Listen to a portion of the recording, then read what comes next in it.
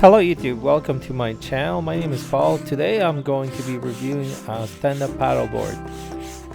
With summer just around the corner, you may be looking for fun things to do during lockdown. The Body Glove Performer is a light, inflatable 11-foot paddleboard that comes with a carrying backpack, a paddle, and a leash.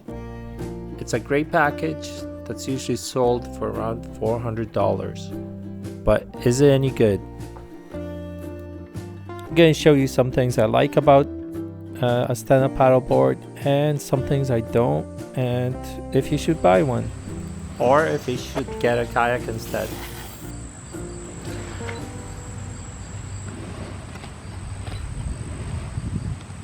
This is going to be an unboxing and first tryout of the Body Glove Performer Costco inflatable stand-up paddleboard.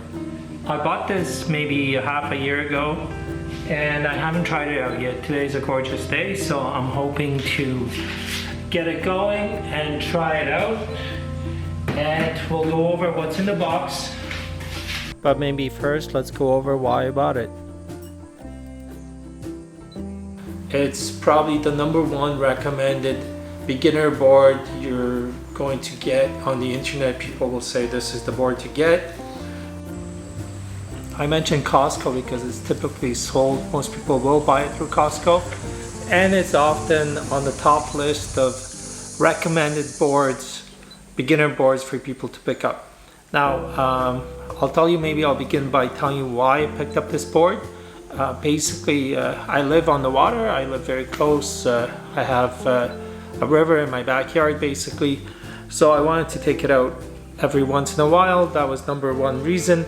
#2 reason was I wanted to have a portable board I could take camping with me.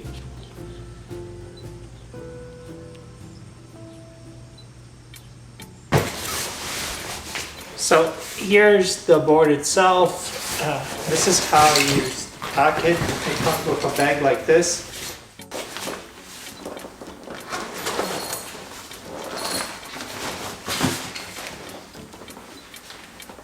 Alright, so you can put away the paddle. The board itself is here. You have the pump inside as well. And this thing is to tighten the seal on the valve that you use to inflate, and it's a patch kit as well for fixing the board patches in here.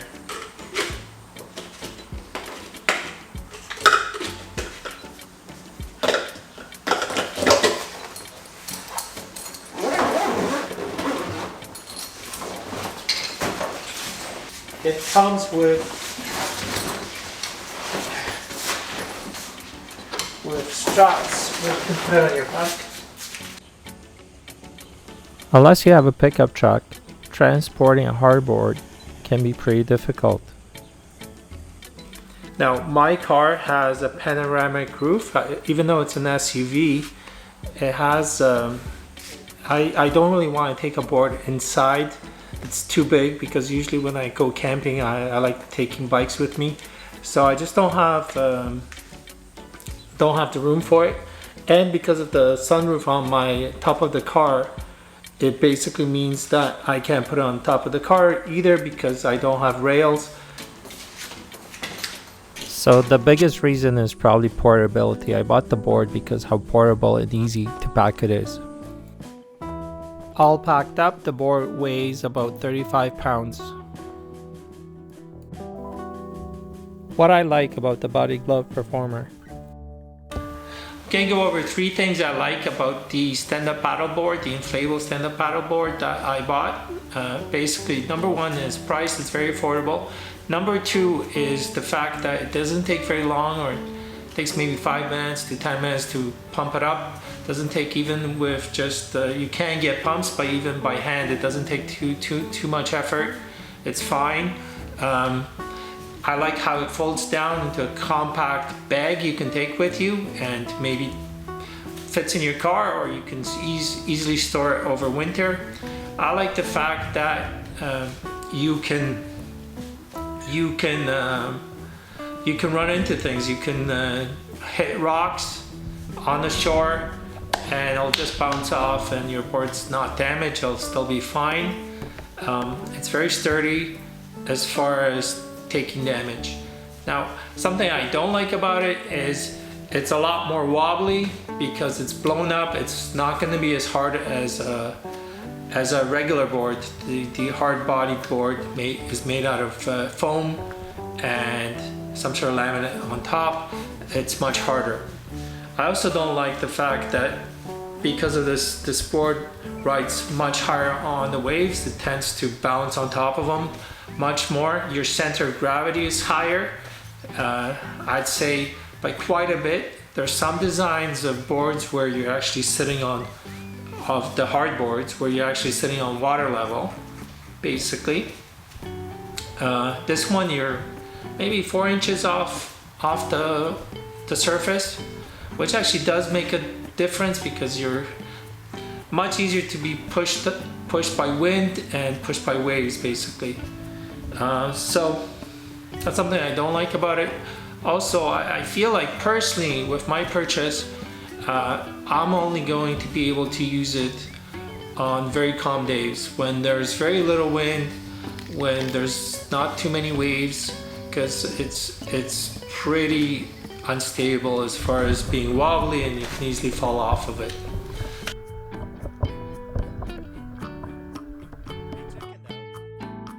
Top of the line brands like Red, which I have tried out before, offer increased stability and stiffness. You're able to inflate them to much higher PSI ratings, anywhere between 15 to 20. They also cost 3 or 4 times as much, but are built to higher specs, sometimes with triple layered PVC membranes and even carbon fiber sides. If you're going to use the board a lot, then probably it might be worth it for you to get the better one. I guess this was a quick review, but now I'm going to take you through how to set up the board and what's inside the box and all that good stuff, and I'll show you when I take it out on the water how it performs.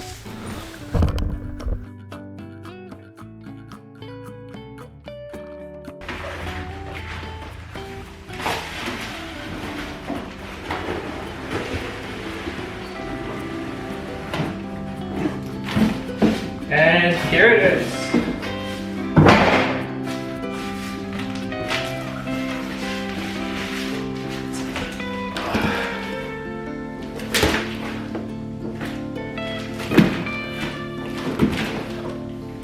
Very pretty box.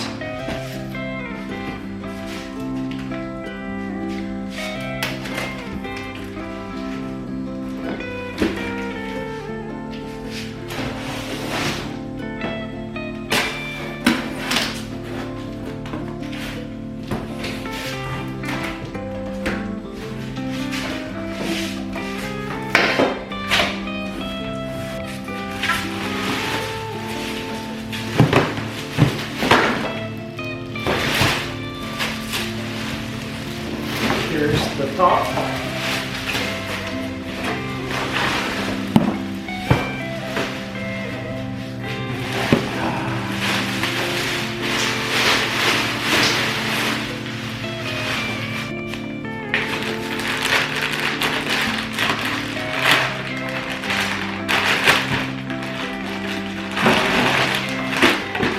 This is a pump with a PSI rating, so basically anywhere between 13 and 15 is good.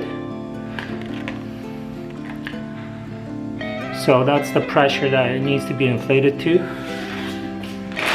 And this is the hose to attach the pump with.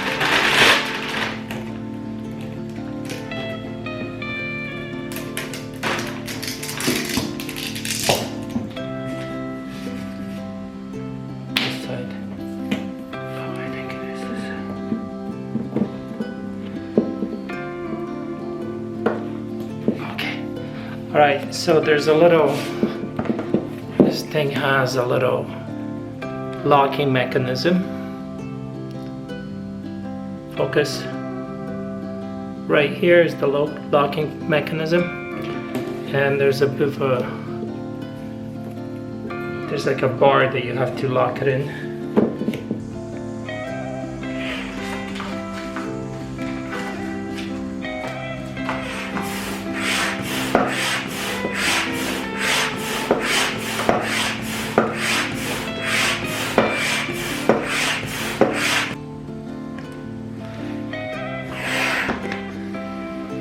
Alright, so it's at 6.5 psi. It's getting pretty close now. And it needs to get to 13. Switch the pump into the second mode. I'm pumping much slower now.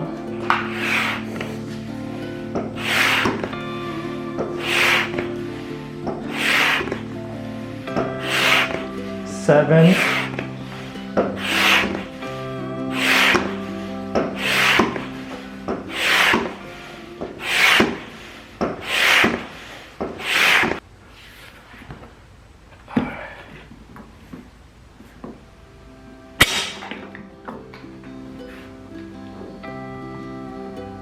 That was pretty loud. Wasn't expecting that. Alright, so it's ready.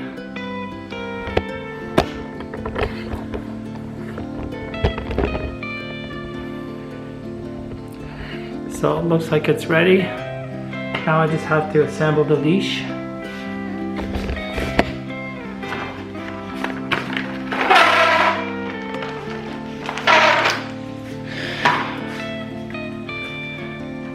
This is the leash winding there, and this is the ankle strap.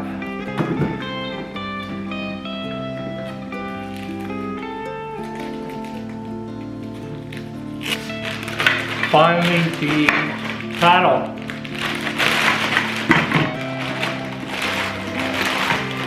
Let's take this apart.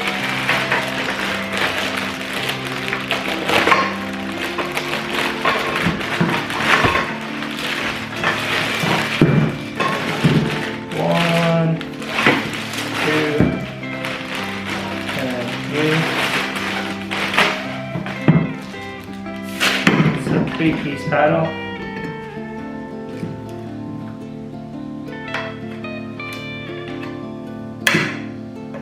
Can't go like this. Has to go like that.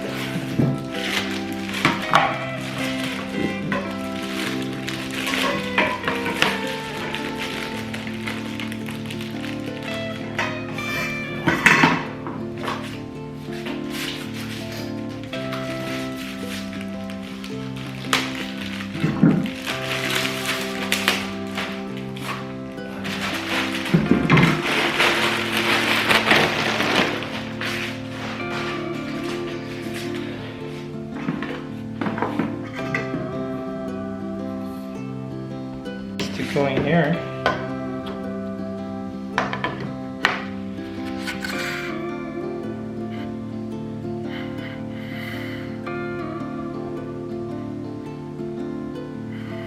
Right, and then there's height adjustment. Alright, so this is how I mounted the Sony FDX3000, which is like a GoPro.